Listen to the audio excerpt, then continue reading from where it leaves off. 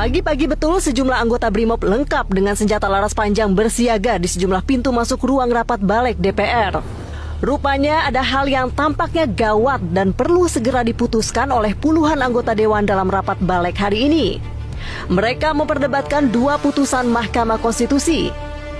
Pertama, putusan nomor 70 tentang syarat usia calon kepala daerah yang dihitung saat penetapan pasangan calon pilkada yang berlangsung saat pendaftaran. Balik menolaknya mentah-mentah. Walhasil, putusan ini berpotensi menjadi karpet merah bagi anak Presiden Jokowi, Kaisang Pangarep, yang usianya belum 30 tahun saat penetapan versi putusan teranyar Mahkamah Konstitusi. Hanya PDI Perjuangan yang sempat protes sebab menilai pengambilan keputusan terburu-buru. Meski sempat berdebat, pada akhirnya Balik sepakat menganulir putusan MK soal syarat usia Cakada. Tidak hanya soal usia calon kepala daerah, di hari yang sama Balik juga membahas syarat ambang batas pencalonan. Balik ketok palu bahwa syarat threshold hanya diberlakukan untuk partai non-parlemen atau partai yang tidak punya kursi di DPR. Padahal tidak begitu bunyi putusan MK.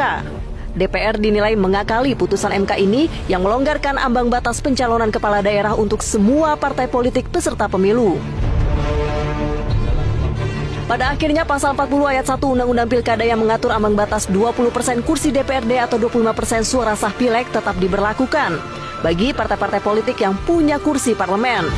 Padahal MK membatalkan pasal itu untuk menghindari demokrasi yang tidak sehat sebab threshold versi Undang-Undang Pilkada rentan memunculkan calon tunggal.